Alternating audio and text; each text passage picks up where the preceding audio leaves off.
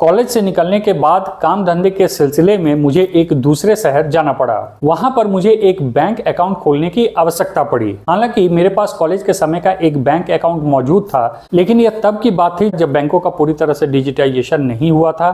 Smartphones अभी market में आने शुरू ही हुए थे और ऑनलाइन पेमेंट का तो उस समय नामो निशान तक मौजूद नहीं था। इसलिए उस शहर में जहां मैं रहता था वहां के लोकल ब्रांच में एक बैंक अकाउंट की आवश्यकता तो मुझे थी। बैंक अकाउंट खुलवाने के लिए मैं अपने एक दोस्त के साथ गया।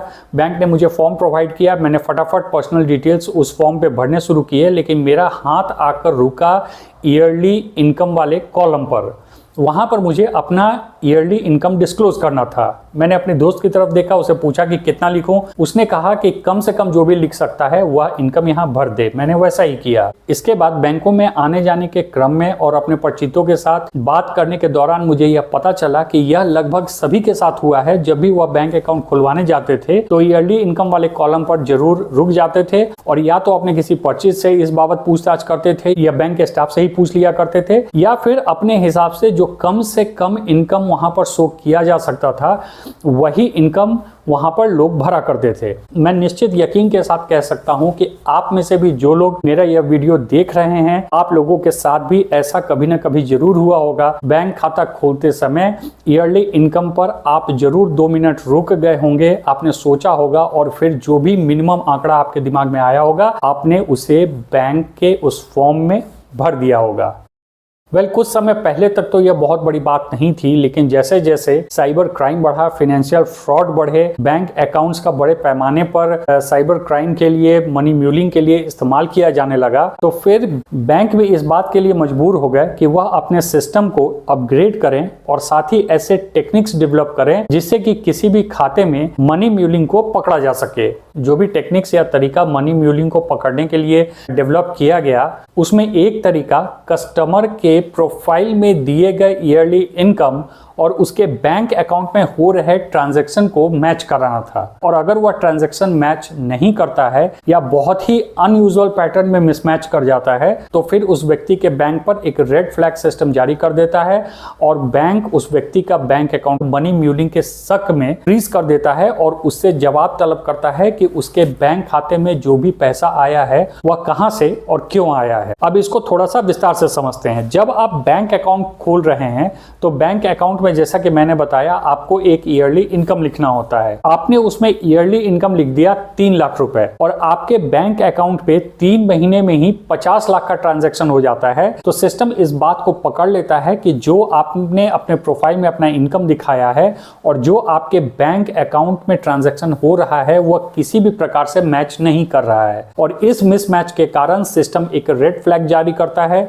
बैंक के अधिकारी उसको स्टडी करते हैं, आपका बैंक अकाउंट फ्रीज करते हैं और आपसे जवाब तलब करते हैं कि यह पैसा जो आपके बैंक अकाउंट में आया है वह कहां से और क्यों आया है। अगर आप सेटिस्फैक्टरी जवाब दे देते हैं और बैंक आपसे संतुष्ट होता है तो वह आपके बैंक अकाउंट को खोल देता है, और अगर वह आपके बात से संतुष्ट नहीं होता है तो आपका बैंक अकाउंट वह किसी फ्रॉड ट्रांजैक्शन के शक में परमानेंटली क्लोज करने का आदेश दे देता है। वह आपके बैंक अकाउंट को अनयूजुअल ट्रांजैक्शन पैटर्न के कारण बंद करने का आदेश देता है। इस बात की भी संभावना है कि अगर मनी लॉन्ड्रिंग का शक पुख्ता हो गया तो हो सकता है बैंक आपके खिलाफ लॉ इन्फोर्समेंट एजेंसी में शिकायत भी दर्ज करा दे और तब आपको लॉ इन्फोर्समेंट एजेंसी के चक्कर भी लगाने पड़ सकते हैं। तो जब भी बैंक आपको यह सूचित कर रहा है कि आपका अकाउंट मनी म्यूलिंग के शक में फ्रीज किया गया है तो इसका तात्पर्य यह है कि हाई ट्रांजैक्शन के कारण आपके बैंक अकाउंट को फ्रीज करने का निर्णय लिया गया है। अब यहाँ पर हाई ट्रांजैक्शन के 2 मतलब हैं, इसको समझ लें। एक तो है कि बहुत ज्यादा ट्रांजैक्शन आपके बैंक अकाउंट में हो रहा है जिसके कारण बैंक को यह शक हुआ, और दूसरा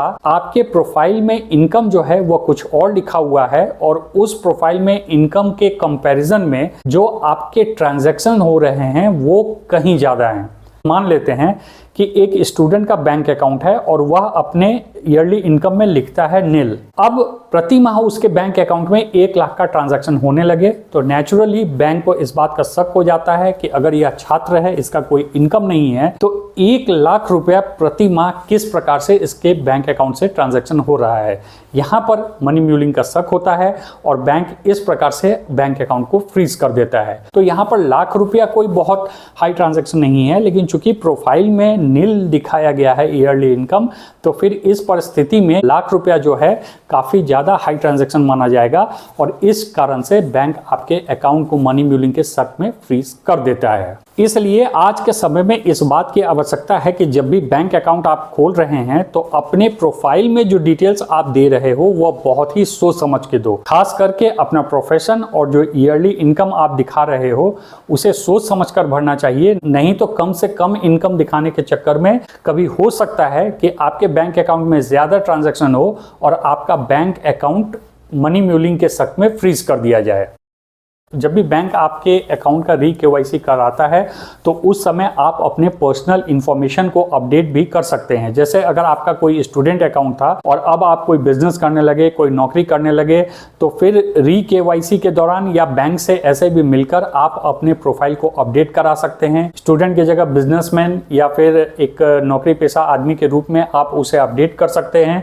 अपना जो इनकम है उसे आप बढ़ाकर अपडेट करके बैंक अकाउंट में शो कर सकते हैं, जिससे कि करेक्ट इंफॉर्मेशन बैंक के पास होगा तो फिर आपके बैंक अकाउंट के मनी म्यूल के शक में फ्रीज होने के चांसेस बहुत कम हो जाते हैं। अब एक बात क्लियर कर दूं कि यहाँ पर जिन लोगों को यह भय सता रहा है कि अगर मैं बैंक अकाउंट में अपने इनकम डिस्क्लोज कर दूंगा तो यह इनकम टैक्स के नज़र में आ जाएगा या फिर सरकार जान जाएगी कि मेरा इनकम कितना है, तो यह एक बहुत ही बचकाना सोच है, कम से कम आज के समय में। जबकि आपके सारे बैंक अकाउंट्स जो हैं वो पैन कार्ड से अटैच हैं और आप जो भी ट्रांजैक्शन कर रहे हो आज के समय में सरकार को और इनकम टैक्स को पता लगाने में बहुत समय नहीं लगेगा। किसी भी प्रकार का अनयूजुअल ट्रांजैक्शन, हाई ट्रांजैक्शन अगर बैंक अकाउंट में आपका हो रहा है तो इसके लिए इनकम टैक्स डिपार्टमेंट को आपके बैंक के प्रोफाइल को छान मारने की जरूरत नहीं है या सरकार को आपके बैंक अकाउंट के प्रोफाइल को देखने की आवश्यकता नहीं है। वह आपके अनयूजुअल ट्रांजैक्शन पैटर्न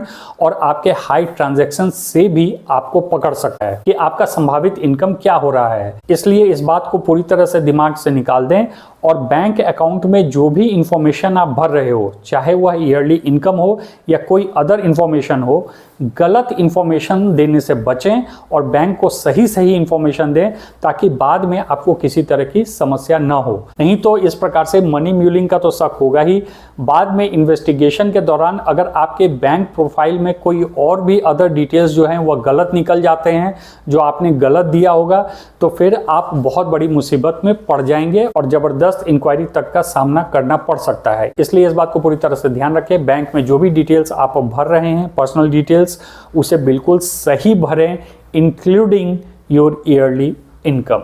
आशा करता हूं मेरा ये वीडियो आपको पसंद आया होगा, इन्फॉर्मेटिव लगा हो। Thanks for watching.